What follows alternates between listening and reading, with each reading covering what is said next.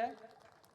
कहते हैं कि मिट्टी के अंदर एक बीज डाला था, मिट्टी के अंदर एक बीज डाला था जो पौधा बन चुका है, अब छाया देना स्टार्ट कर रहा है, वृक्ष बनना अभी बाकी है।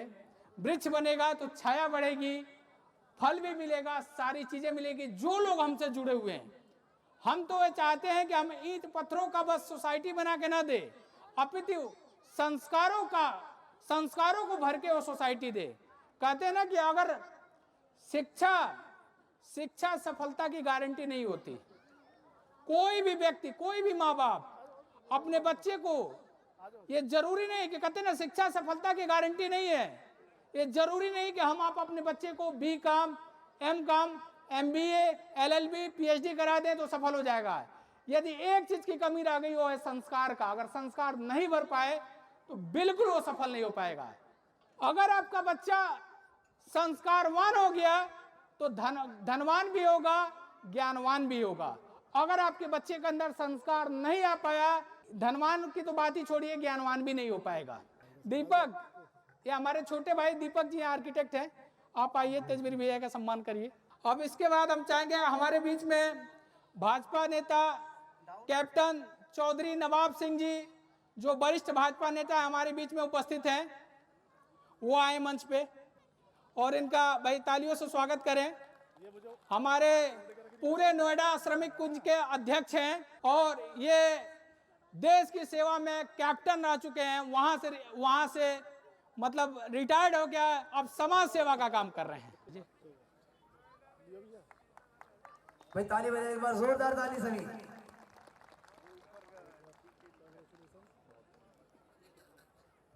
सर्वप्रथम इस प्रोग्राम के सुचारू रूप से संचालन करने वाले हमारे छोटे भाई इंजीनियर सोसाइटी के चेयरमैन साहब अशोक शर्मा जी और उनकी पूरी टीम को, और हमारे सामने जो बैठी मातृशक्ति, हमारे भोज पिता तुल्य युवा साथी, इन सबको गणतंत्र दिवस की बहुत बहुत बधाई, शुभकामनाएं।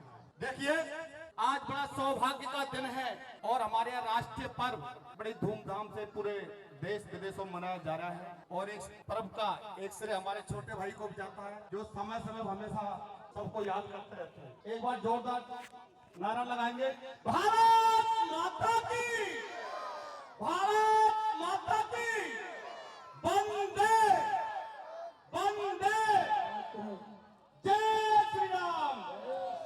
आज पूरे भारत में एक जय श्री राम के सिवाय कोई भी नारा नहीं गूंज रहा है, और जो हमारे राम का नहीं वो किसी काम का नहीं, जो हमारी भारत माता का नहीं वो किसी काम का नहीं।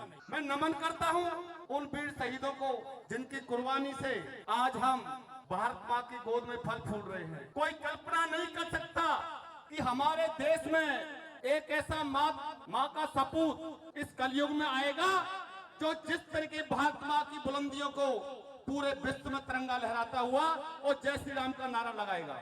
जो हमारे सामने मातृशक्ति बैठी हुई है, हमारे भाई बुजुर्ग बैठे हुए हैं, मैं बताना चाहता हूँ, आज वो भारत नहीं है, वो नया भारत है, जो इसके लिए पूरा विश्व एक टकटकी लगा करके देखता, एक नजर देख रहा है कि भारत किस तरीके से ऊंचाई को छीरा है। किसी भी दिशा में देख लीजिए, अर्थव्यवस्था को लेकर के और अपनी शक्तियों को लेकर के। जिस समय मैं भी एक देश का सैनिक, एक देश का सिपाही, मुझे भी एक मौका मिला था देश की सेवा करने का, और मैंने 20 साल देश की सेवा किया। उस समय और आज का समय बहुत फर्क है। जब हम बॉर्डर पे थे, हमको दुश्मन की गोली चलाने का कोई आदेश नहीं मिलता था, तो हम एक गोली नहीं चला सकते थे। पर लेकिन आज जवान को इतना खुला छूट है, अगर कोई दुश्मन की गोली आती है तो उसको जवाब गोला से दिया जाता है। ये माननीय नरेंद्र मोदी जी की ताकत है। मैं नमन करता हूं ऐसे प्रधानमंत्री जी को जो कलयुग में अवतार लिया है।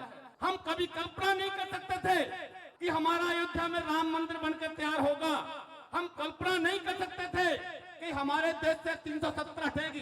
जो काम जो माननीय प्रधानमंत्री ने करके दिखाया है, उसकी कोई कल्पना नहीं थी। और इसी के पीछे 370 के पीछे केवल राजनीति चलती आ रही थी 70 साल से। अगर कोई चाहता तो पहले भी हट सकती थी, पर लेकिन हमारे कितने वीर जवान शहीद हुए, देख लीजिए कश्मीर में जाकर के। मैं 10 साल कश्मीर में रह के आया, मुझे सब कुछ पता है। कितनी माताओं का सिंदूर उजड़ा, कितनी बार बहनों की गोद खाली हुई, कितने हमारे वीर जवान शहीद हुए, कितनी खून की नाली बही गई। आज वही कश्मीर है, वहां की मुख्यमंत्री बोलती थी पहले, अगर 370 से हाथ लगाया तो यहाँ खून की नदी बह जाएंगी।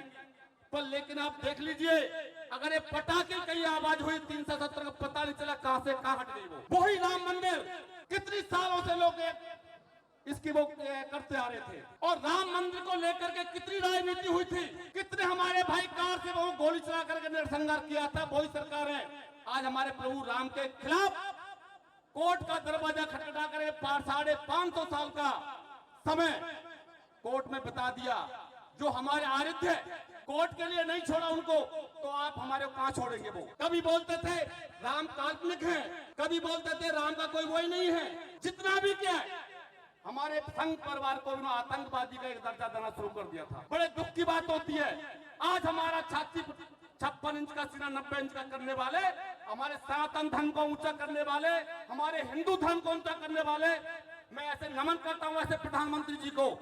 आज पूरे भारत में नहीं, पूरे विश्व में हिंदुस्तान का, भारत माता का और सनातन धर्म का डंका बजा हुआ है। मैं ज्यादा समय नहीं लूंगा साहब जी, मैं पुनः नमन करूंगा माता शक्ति को, जो हमारे सामने बैठे हो, हमारे बुजुर्ग पितातुल्य और हमारे युवा साथी। ये ध्यान रखना, आने वाला समय आपका होगा, युवा पीढ़ी का है। इसी तरीके से इस मातृ शक्ति की इच्छाओं को पूरा करना हमारे युवाओं को काम है। और मैं धन्यवाद करता हूं अपने छोटे भाई को, बहुत बहुत बधाई। इसी तरीके से ये ऊंचाइयों को छूते रहे और हम सबका इनके साथ सहयोग बना रहे। भारत माता की, भारत माता की, वंदे वंदे मातरम। जय हिंद, जय भारत।